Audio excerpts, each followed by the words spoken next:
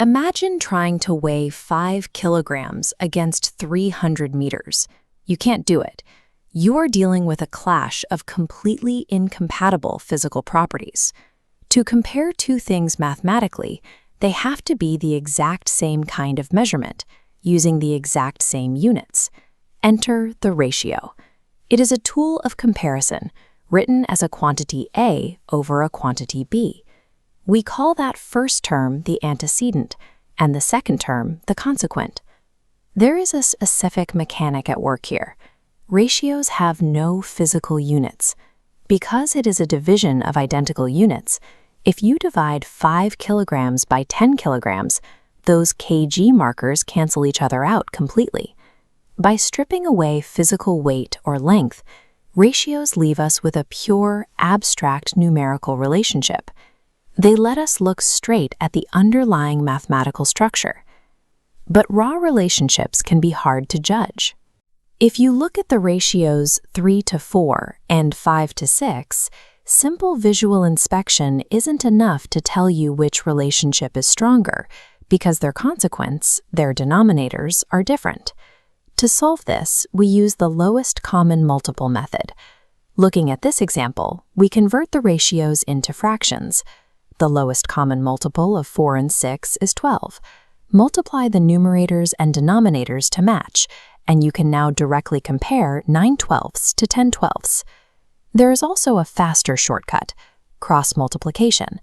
By multiplying the antecedent of one by the consequent of the other, you bypass the common denominator entirely to find the larger ratio. By standardizing the base using these tools, we remove the guesswork. We can objectively evaluate the weight of any two data points. Evaluating side-by-side ratios is one thing, but managing disparate or overlapping datasets introduces a new challenge. If you have completely separate pairs of data that need to be merged, you use a compound ratio. As shown in this formula, you multiply all the starting antecedents together and all the consequences together to form a new single relationship. But what about overlapping data? Say you know the ratio of A to B is 2:3, and B to C is 4:5. We need a single continuous chain of A to B to C. The roadblock here is the common term B. It holds two completely different numerical values, 3 and 4. Because they don't match, they can't link. To solve this, we find the lowest common multiple, which is 12. We multiply the respective ratios so B matches. Once they do, the chain connects into 8 to 12 to 15. These synthesis tools provide a way to link fragmented data. They allow us to force incompatible measurements to share a common anchor point. Now let's move from pure math back to the physical world. Suppose you need to divide a lump sum of money, say 1,200 rupees, precisely into a 2-to-3 split. You handle this using the total proportional parts technique. First, add the ratio parts together. 2 plus 3 equals 5. Then multiply your target sum by those fractions to find the exact shares.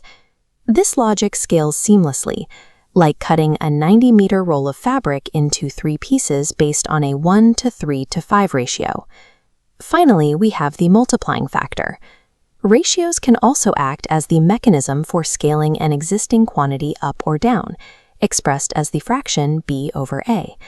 If an 84-kilogram athlete alters their weight by a 7-to-6 ratio, we convert that shift into a 6/7 multiplying factor.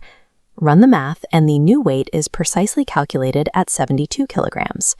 These ratio mechanics provide the precision needed to divide, scale, and redistribute physical assets based on exact numerical requirements.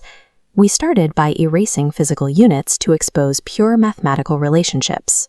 We learned how to objectively compare them, link them together, and apply them to manipulate physical quantities.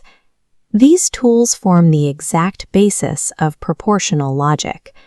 By understanding how to standardize, merge, and scale ratios, we can easily maintain the correct relationship between parts as a system grows or changes.